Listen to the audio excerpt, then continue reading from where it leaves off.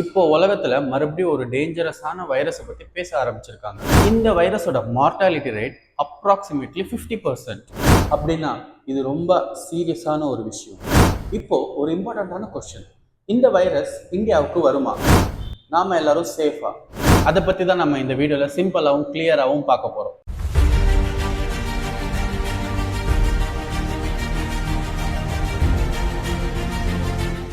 முதல்ல எபோலானா என்னன்னு நம்ம தெரிஞ்சுப்போம். இது ஒரு வைரல் டிசீஸ், அதாவது வைரஸ் மூலயமா பரவுற ஒரு நோய். 1976ல ஃபர்ஸ்ட் டைம் ஆப்பிரிக்கால இதை கண்டுபிடிச்சாங்க.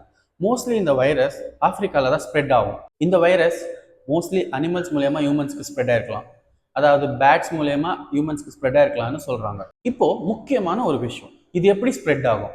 இது கோவிட் மாதிரி காத்துல பரவாது, ஆனா இன்ஃபெக்டட் பர்சன்ஸோட saliva, blood, bodily fluids, sweat மூலயமா டைரக்ட் கான்டாக்ட்ல பரவும். இபோலாவோட சிம்டம்ஸ் முதல்ல நார்மல் ஃபீவர் மாதிரி தான் இருக்கும். அதனாலேயே இதோட ஸ்டார்டிங் ஸ்டேஜில் நம்மளால கண்டுபிடிக்க முடியாது. இதோட symptoms headache, high fever, vomiting, diarrhoea, internal bleeding and external bleeding. இதுதான் இந்த வைரஸை டேஞ்சரஸ் ஆக்குது. இப்போ கரண்ட் சுச்சுவேஷன் என்னன்னா, இந்த இபோலா வைரஸ் மறுபடியும் ஆப்பிரிக்கால பரவ ஆரம்பிச்சிருக்கு. அதனாலேயே வேர்ல்ட் ஃபுல்லா அலர்ட் ஆயிருக்காங்க. ஒரு சில இன்டர்நேஷனல் மீட்டிங்ஸை போஸ்ட்போன் பண்ணி வச்சிருக்காங்க.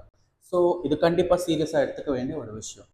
ஒரு நல்ல விஷயம் என்னன்னா, இபோலா வைரஸ்க்கு வேக்சின்ஸ் இருக்கு.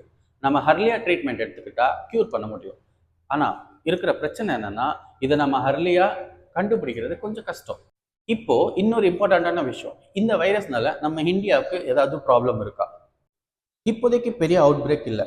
இன்டர்நேஷனல் டிராவல், பீப்புளோட மூவ்மெண்ட் எல்லாமே நார்மலாக இருக்கு.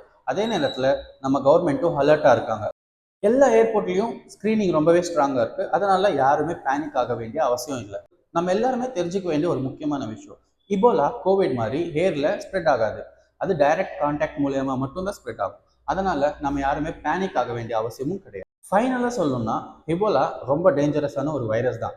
பட் இப்போதைக்கு சுச்சுவேஷன் எல்லாமே ரொம்ப கண்ட்ரோல்டாக இருக்குது. இது அவுட் பிரேக் ஆகுறதுக்கான வாய்ப்பும் ரொம்பவே குறைவு.